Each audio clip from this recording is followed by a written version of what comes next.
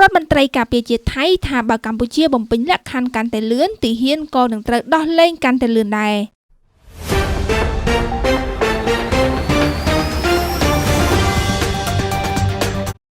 រដ្ឋមន្ត្រីក្រសួងការពារជាតិថៃលោកណាត់ថផុងណាត់ផានិចនៅថ្ងៃទី7 ខែវិច្ឆិកាបានថ្លែងចេញពីវិមានរដ្ឋាភិបាលថាកម្ពុជាបំពេញលក្ខខណ្ឌកាន់តែលឿនទីហ៊ានរបស់ពួកគេនឹងត្រូវបានដោះលែងកាន់តែលឿនប្រសិនបើនៅថ្ងៃទី12អាវុធធុនធ្ងន់ទាំងអស់ដែលបានពិភាក្សានៅក្នុងដំណាក់កាលទី1ដូចជារ៉ុកែតនិងកាំភ្លើងធំរយៈចម្ងាយឆ្ងាយមិនត្រូវបានដកចេញទាំងស្រុងទេយើងនឹងមិនដោះលែងទេលោកថ្លែងបែបនេះដោយសំដៅទៅលើលក្ខខណ្ឌចំនួន2ដែលមានដូចជាការដកអាវុធធុនធ្ងន់និងអនុញ្ញាតឲ្យថៃធ្វើការបោះសម្អាតមីននៅក្នុងតំបន់ដែលបានកំណត់ចំនួន5ដោយមិនបានបញ្ជាក់ពីទីតាំងតំបន់ទាំង5នោះទេយ៉ាងណាដោយដែលលោកធ្លាប់បានបញ្ជាក់តំបន់ជុំវិញប្រាសាទតាក្របីមិនបានស្ថិតក្នុងចំណោមតំបន់ដែលត្រូវបានដោះមីនឡើយរដ្ឋមន្ត្រីក្រសួងការពារជាតិថៃដដែលបានប្រាប់ថាប្រទេសថៃនឹងមិនបញ្ជូនទាហានកម្ពុជាចំនួន18នាក់ទេរហូតដល់កម្ពុជាបំពេញលក្ខខណ្ឌខាងលើលោកបន្តថាមិនទាន់មានការបរិច្ឆេទជាក់លាក់ណាមួយត្រូវបានកំណត់សម្រាប់ការដោះលែងនៅឡើយទេបើទោះបីជាបានកំណត់យកថ្ងៃទី12 ខែវិច្ឆិកាសម្រាប់ការដោះលែងក្តីប៉ុន្តែនោះវាគ្រាន់តែជាការបរិច្ឆេទគោលមួយដែលអាចទៅរួចប្រសិនបើកម្ពុជាដកអាវុធធុនធ្ងន់ចេញពីព្រំដែននិងអនុញ្ញាតឲ្យថៃធ្វើការបោះសម្អាតមីននៅក្នុងតំបន់ចំនួន5បើតាមសេចក្តីប្រកាសរួមដែលចុះហត្ថលេខាដោយសម្ដេចធិបតីហ៊ុនម៉ាណែតនាយករដ្ឋមន្ត្រីកម្ពុជានិងនាយករដ្ឋមន្ត្រីថៃលោកអនុទិនឆាន់វីរ៉ាកុល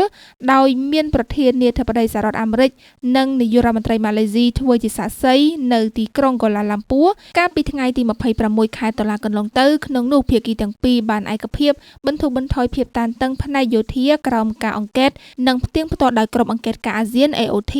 ដោយរួមបញ្ចូលទាំងការដកអាវុធនិងឧបករណ៍បំផ្លិចបំផ្លាញធុនធ្ងន់ចេញពីព្រំដែននិងបញ្ជូនត្រឡប់ទៅទីតាំងមូលដ្ឋានយោធាដោយដើមវិញសម្របសម្រួលនិងអនុវត្តការបោះសម្អាតមីនមនុស្សធម៌នៅតំបន់ព្រំដែនដោយដែលបានព្រមព្រៀងគ្នាដោយគណៈកម្មាធិការព្រំដែនទូទៅដោយមិនប៉ះពាល់ដល់ការវាស់វែងនិងខណ្ឌសីមាព្រំដែនគោករវាងប្រទេសទាំងពីរនៅពេលអនុវត្តវិធានការដែលបានរៀបរាប់ខាងលើប្រកបដោយប្រសិទ្ធភាពភាគីទាំងពីរនឹងទទួលស្គាល់ថាអរិភាពសកម្មត្រូវបានបញ្ចប់លើពីនេះដើម្បីបង្ហាញពីបំណងប្រាថ្នារបស់ថៃក្នុងការលើកកម្ពស់ទំនុកចិត្តនិងការជឿទុកចិត្តគ្នាទៅវិញទៅមកប្រទេសថៃនឹងដោះលែងឆ្លើយសឹកដោយគ្មានការបង្អែបង្អង់បច្ចុប្បន្នភាពកាលពីថ្ងៃទី1 ខែវិច្ឆិកាកន្លងទៅភាគីកម្ពុជាថៃបានអនុវត្តការកែសម្រួលអាវុធនិងយុទ្ធូបករណ៍បំផ្លិចបំផ្លាញធុនធ្ងន់ជំហានទី1នៃដំណាក់កាលទី1ដោយជោគជ័យនៅក្រោមការអង្កេតនិងផ្ទៀងផ្ទាត់របស់ក្រុមអ្នកអង្កេតការអាស៊ាន AOT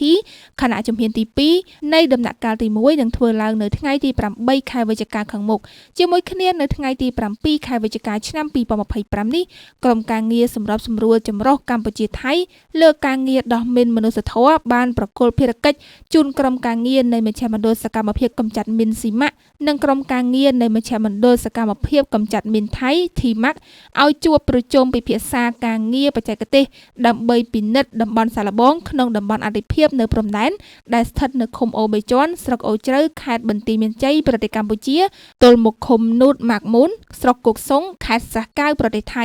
សូមបញ្ជាក់ថាគិតមកដល់ថ្ងៃទី7 ខែវិច្ឆិកានេះគឺមានរយៈពេល101ថ្ងៃហើយដែលកងកម្លាំងកម្ពុជាត្រូវបានទាហានថៃចូលមកចាប់ខ្លួនដោយខុសច្បាប់បន្ទាប់ពីបទឈប់បាញ់ចូលជាធរមានកម្ពុជានៅតែទទូចឲ្យថៃអនុវត្តតាមច្បាប់អន្តរជាតិប្រគល់កងកម្លាំងកម្ពុជាទាំង18រូបឲ្យត្រឡប់មកវិញ